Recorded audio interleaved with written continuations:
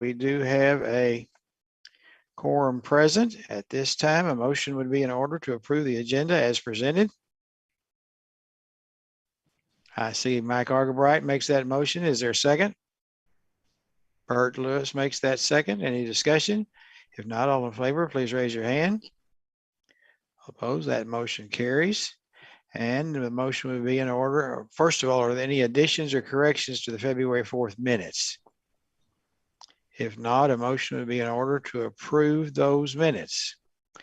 Jason makes that motion. Is there a second? Mike makes that second. All in favor, please raise your hand. All opposed, that motion carries what appears to be unanimous. And now I believe, Doug, it's yours.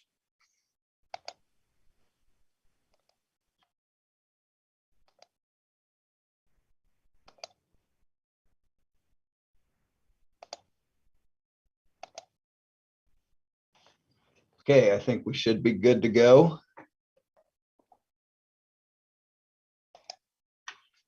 So this month we have one Sr2 change request,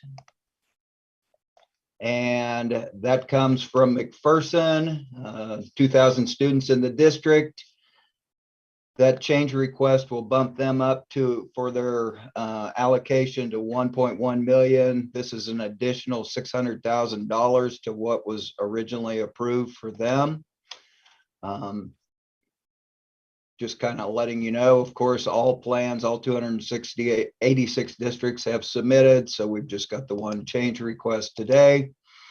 Like I said, a little over $600,000, $325,000 of that is for premium pay. And then the other $300,000 is for staff salaries.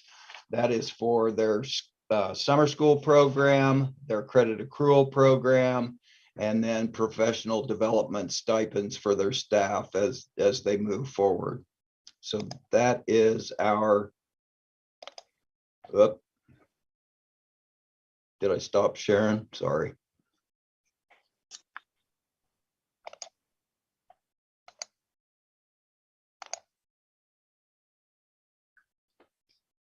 Now you're there. Okay. Like I said, the button to advance the slides is right underneath the stop share button on my computer. So with those, if you approve those, it just gives us a slight bump to those first three columns, the learning loss, premium pay, and summer and supplemental learning. And so that's the only one of those that we have for this month. Now, last time we did this, we actually approved the Sr2 and the Sr3 applications separately. So at this time, I would entertain a motion to approve the Sr2 applications. And I see Bert Lewis. I can't see everybody, so you may have to say something if you want to second the motion. I Adam moved that Thomas, we, I'll second. Was that Adam Thomas seconded? Was that right? Yes, sir. Okay, so that motion was made by Bert and seconded by Adam. All in favor, please raise. First of all, questions. Put your hands down and ask questions. Okay, see no questions. Now raise your hand again if you approve. That motion seems to be approved. Let's go ahead, Doug.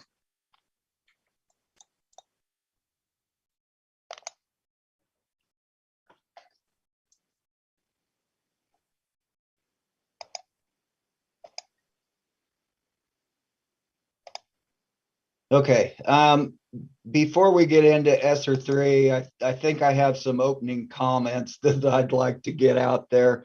So as we are making the transition from Sr2 to Sr3, and from the common application to the authenticated application, we are discovering some glitches in our processes. Sr2 was set up by an outside entity for us, and a lot of the data automatically fed different reports and things that came to the task force. And as we move into Sr3, we're finding that we're having to manually take care of a lot of that stuff that was automated before. Now with two different applications running at the same time. We've got data in two different places. And so we're seeing some problems, and I'll point those out to you as we go through today.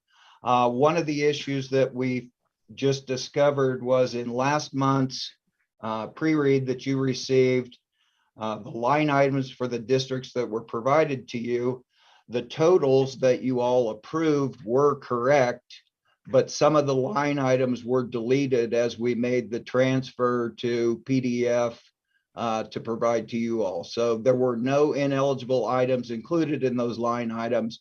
The totals were correct, but some of the items were missing from what was provided to you. So we do have those put together and highlighted that we can send out to the task force if you would like us to, but just wanted to be up front. If you went through and added the line items, they wouldn't have added to the totals. So wanted to put that one out there for you all to consider.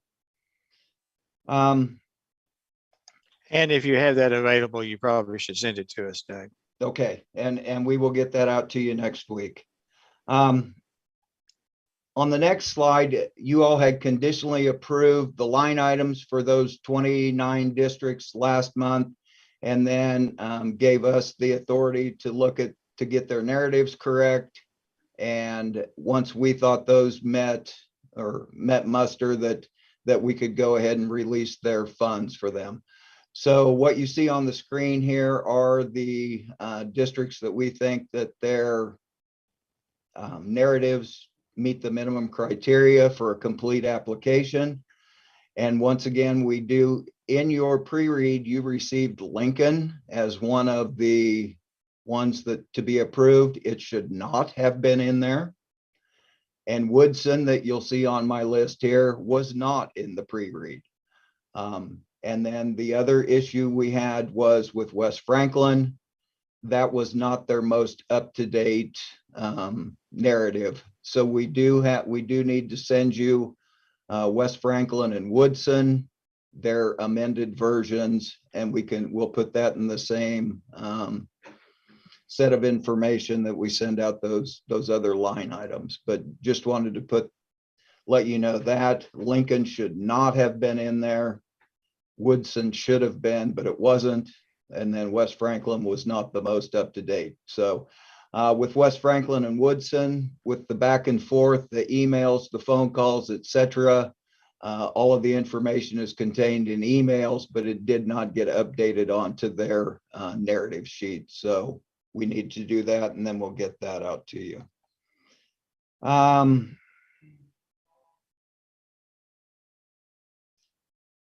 I think I had one other item that I wanted to address, and I should have addressed it last month. Responding to Bert's comment about the superintendent being a year old on one of the applications. And that's one of the issues we have with Common App when we were using it. It only allows for one user per district. And so the original person that starts the application is whose name is in it. They cannot have multiple people access the same application. There's only one login. And so the district, I mean, they only have the one account, and they didn't update the superintendent information. But we did know that that superintendent wasn't there anymore. With our new authenticated app, multiple users can access the same district application if they need different people to go in and enter different items. So just wanted to make that comment too. So as we move into this month's Sr3 applications, we've got 15 districts that have submitted plans. Those represent 20,000 different students.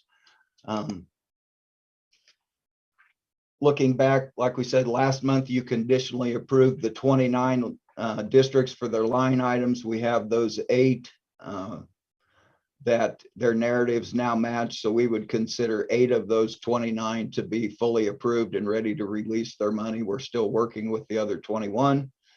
That was $55 million, 15 plans today for $25 million. We have 18 plans as of Tuesday, I believe, that were out for review. And then there may be a few that are in authenticated applications that have not been assigned to reviewers. These are mainly smaller districts. 13 of the 15 are right at 1,000 or less. We've only got two bigger districts, and that'd be Hayes and Lawrence. Chapman and Iola are right there at the 1,000 student cutoff, just a little bit over. So basically 13 of them are 0 to 1,000 students. As we look at the breakdown, 25 million available, 2.2 hasn't been accounted for. We've got $400,000 in what we consider ineligible requests that we'll talk about here in a minute. Expenditures per district, anywhere from 267,000 to 13 million. So Wallace County's at the low end, Lawrence at the high end. And if you look at that average of 1.6 million, you could almost divide Lawrence's by 15 and get that. So Lawrence's allocation kind of skews this data as you look at it, because a lot of small districts and then one pretty good sized one. Expenditures per student ranges from 498, that's Chapman, and that's only 43% of their allocation, up through Fairfield, which is 2,186. If you look at the allowable uses, that comes out to about 54% going towards those gold bars that we consider to be the teaching and learning pieces.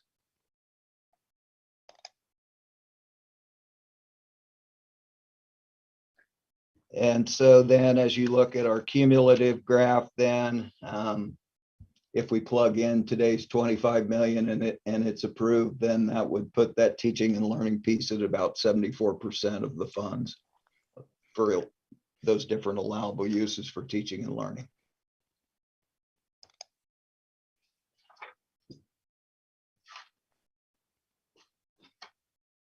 So any questions concerning the eligible items? This would be a time for questions. Mr. Porter, this is Bert Lewis, and I do have some questions. Go right ahead, Bert. Thank you. I sent my concerns on, and some of you have seen them, but I'm wondering how exactly brand new HVAC systems, I realize air handling and that is a concern, but why is that not being covered under capital outlay instead of using 80% of their allotted time amount this month is being used on HVAC in at least 4 of the districts that I saw under review. And I called specifically individuals I knew in some of the districts, and the narrative says that they've talked to teachers associations or teachers bargaining units, and they are not. So I need to know how that's going to be addressed.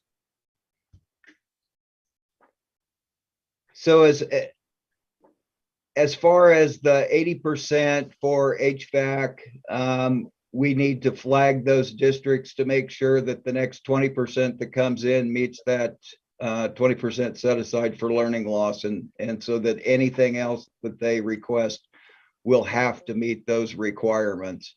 HVAC is an allowable use, and so I don't know that there's, if the task force deems that to be an eligible use of funds, that's, as far as we're concerned, it meets the criteria that have been laid out in the law.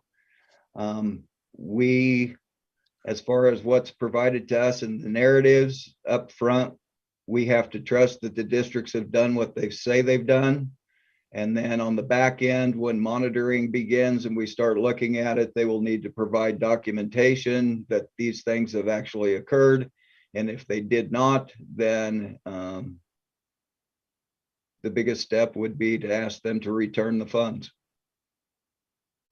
And how will that be monitored? Let's say, for instance, one of these districts that let's just on face value say that. In fact, it was said that that people were contacted that we found out were not.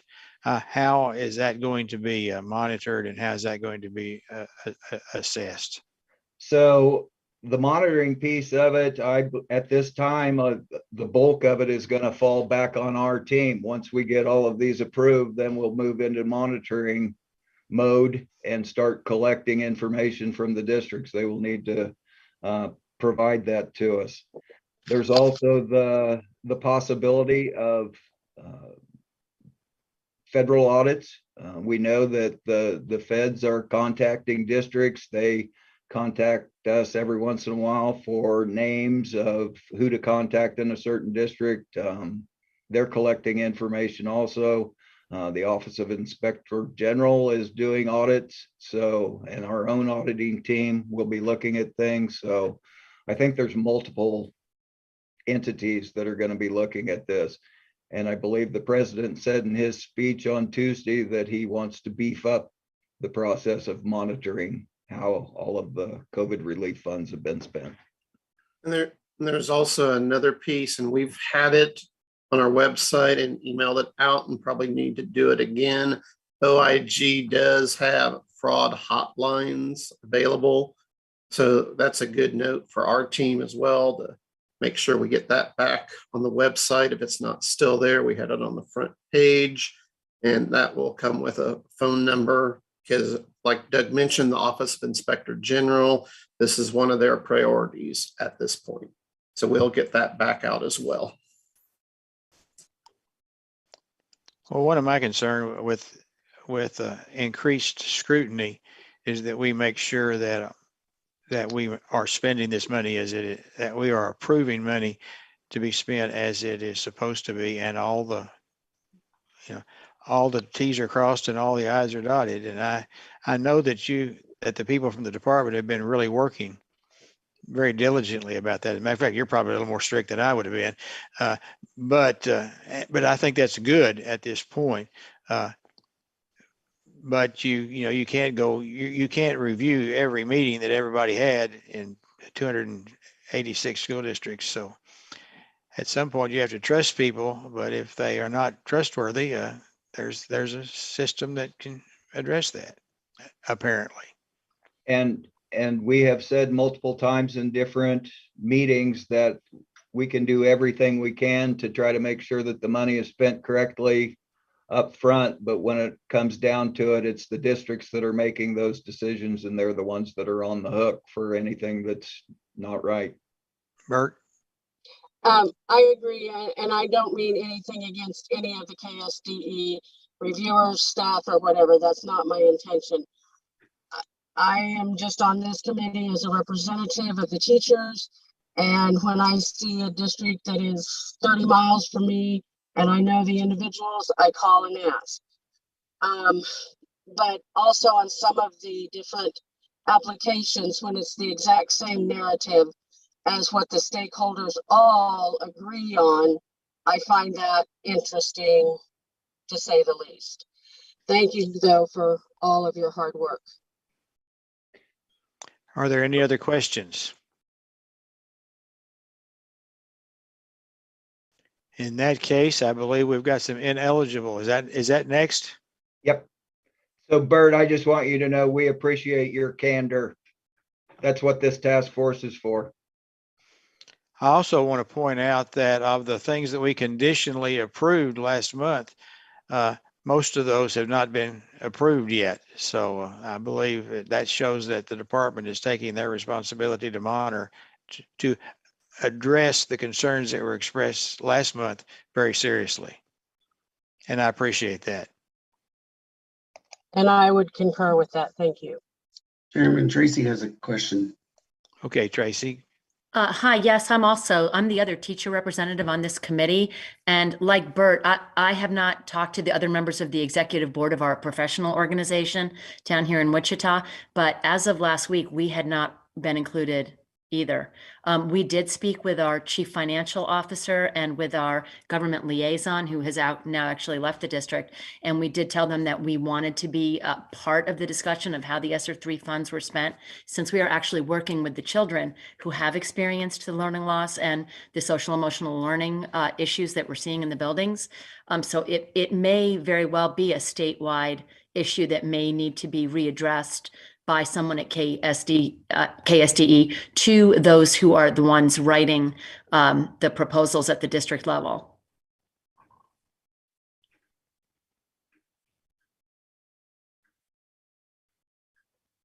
So one of the things I did neglect to mention when I was on my rant at the beginning is we did release a toolkit giving districts ideas of how to engage their stakeholders, who they might contact, et cetera, et cetera.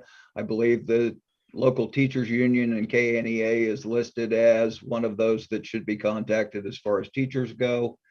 And then we did have an office hours yesterday afternoon for anybody that wanted to come in. We had over 100 participants in that one. Asking questions. We spent just a whole hour asking questions, and a lot of these things were gone over. We'll have another one next Wednesday for the same purpose, just to be there to answer any questions that anybody has. So as far as the ineligible items go, both of these are coming from Phillipsburg. The first one is for an activity bus. They want to use $180,000 of ESSER money for an activity bus. The value of the bus is actually $250,000. There's another $70,000 in local funds that would be added to this.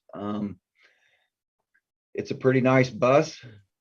And in our view, this is not necessary or reasonable use of the ESSER funds. The explanation that was given to us, you can see below. We understand that travel is a big deal in Western Kansas because you go a long ways for different events, but we felt like this was pretty excessive as far as transportation. You can buy 3 regular yellow school buses for what this bus would cost.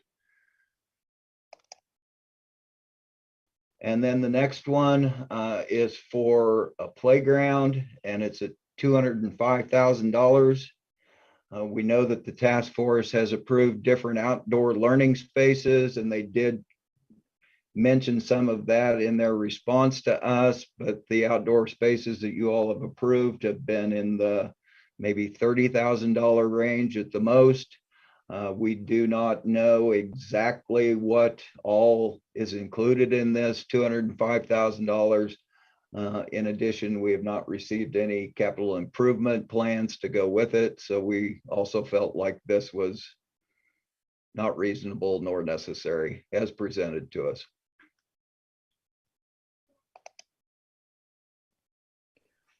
One question, if say, for instance, does that school know what your recommendation is going to be? Yes, they asked us to go ahead and move this to the task force. And if, let's say, for instance, we accept the recommendation, which would be not to approve these, do they have the opportunity, if they so desire, to give you additional information for reconsideration at a later time? I'm not recommending any of that happening. I'm just asking the question. I think it would depend on what other information they give us. As far as the bus is concerned, we looked up the specs, we looked up the company, we looked to see what the bus looked like, and I don't feel like our team believes there's any way to sell that one. Okay. As far as the playground equipment, that's a maybe if we knew exactly what that $205,000 was going towards, but it's still, it seems fairly excessive. Okay, And Brad has well, made a comment in the chat, and I think we'd like to hear more from his comment. yeah, I was just pointing out there's several things about the toolkit on the and then a comment from Brad. Mr. Chairman, I would just add, being out here in the mountain time zone, it's not uncommon for a lot of our students to our district to put our activity buses out for thousands of miles each week. I know getting up and down the interstate on the yellow buses, we prefer not to do it because there's some safety issues because they don't travel speed limit, frankly, often.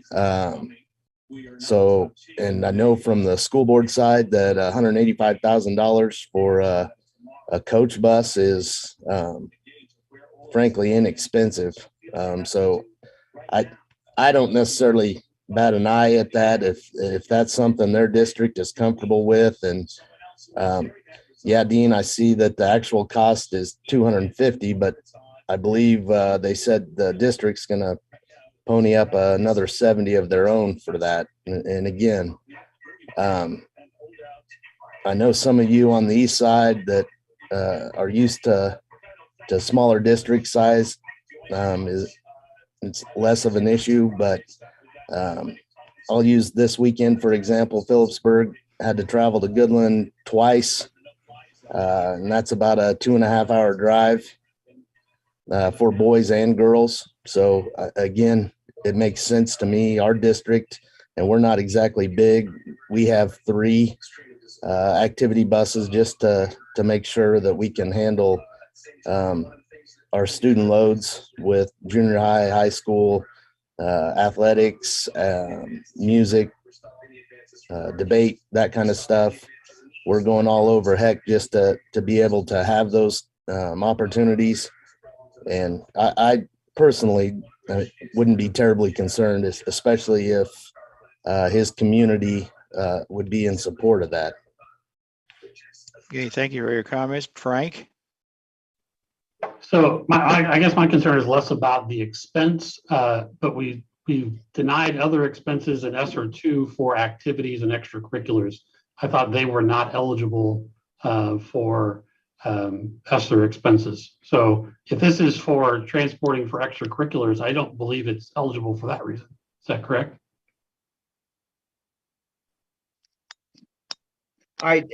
Yes. The main thing that was put to us was it sounded like basketball was the main thing, but then when they sent their response to us, they included their different music competitions, forensics band, etc. So I think you could maybe argue the academic piece of that too. But the COVID did not cause a problem with travel to those events. I mean, so it did in the past when you're trying to spread people out, but currently, are they restricting? Are they restricting who's on the bus because of COVID now? Because at this point, the rates are so low. I mean, are they wearing masks? Are they doing all these other things that would go on there as well? Otherwise, it sounds like we need another bus to transport to activities that we would otherwise have to do without COVID. So that's. And I would agree with what Frank's saying, because the essence of the pandemic is changing. It's changed rapidly in the last month with cases going down. And just remember those thoughts when these security cameras for contact tracing come up in the next month or two. Is it necessary now that the pandemic's in the state that it is? So just my 2 cents, sorry. Okay, anything else, Frank? I would just add, Chairman, that while their narrative seemingly focused on athletics, again, I'll use Goodland as the example. For our students to take a field trip to elementary students to take a field trip to a museum, we're looking at 200 miles to Denver or 150 miles to Sternberg and Hayes. So there is a learning component there, Frank, and I don't believe that you can look at the mileage on most of our buses. While there is a great deal of that goes towards extracurriculars, those things get put in use for student learning every day. and I wasn't questioning the learning component of it. I just don't, I think if this gets a federal audit, it's going to be really difficult to say this was necessary for COVID. And that would not be something I would be trying, I'd want to have to explain to a federal auditor, which I think is the purpose of this committee, is to try to help them not be in that position. So I mean, that's where I'm not saying that it's not necessary or it's an excessive expense. My question is more of it, is it necessary because of COVID? And one of the reasons we have more than one person on these committees is to have these sorts of discussions. And so we'll make a decision at some point. Bert, I believe, is your hand up? Yes, I just wanted to say, while I am in Southeast Kansas, 2 of our activity trips are over 2.5 hours too, because of the size of our district and where we have to go. So I understand 2.5 hours on Big Yellow is not as much fun as 2.5 hours on a coach bus, but I also believe in living within our means. And any other questions or comments? Okay, what's next, Doug? So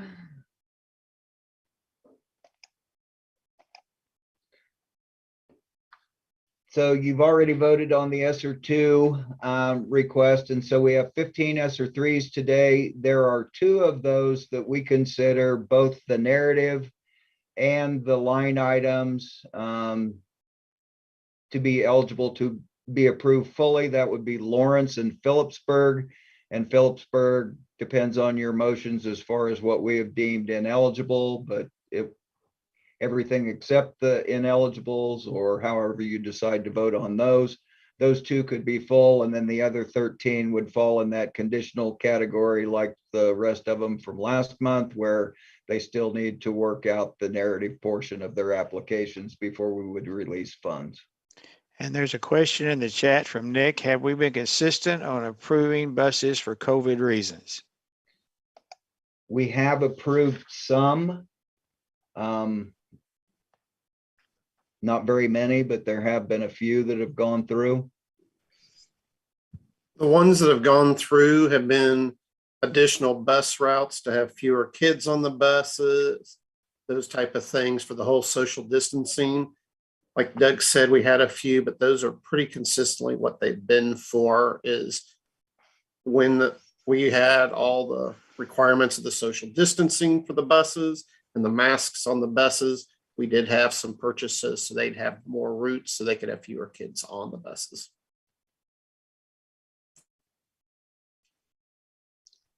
Any other questions or comments? If not, a motion would be in order. And the recommended motion is to approve the recommendations as presented. Mr. Chairman, Adam Thomas, I move that we accept the proposed changes as proposed.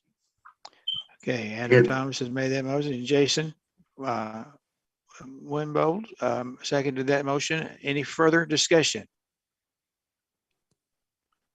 If not, and I can't see everybody, Michaela, so we'll, all in favor of the motion, please raise your hand.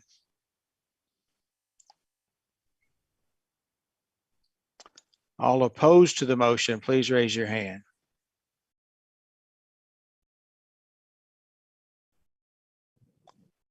Okay, I see. Did you get that, Michaela? I did. Thank you. What is the total? I got 11-3. Okay. In that case, the motion carries. Anything else? Just for clarification, you agreed with the recommendations that we brought to you, including the ineligibles. That is correct. Okay. Then I have nothing else. Thank you for your time. Tracy, did you? I'm sorry, my vote is to accept what KSDE recommends. I thought there was not a motion on the table, so my vote would be with the majority. So that'd be 12-3 then. 12-2. Thank you very much. We'll see you in a month. Have a great weekend. Thank you, Mr. Chairman. Thanks, everybody.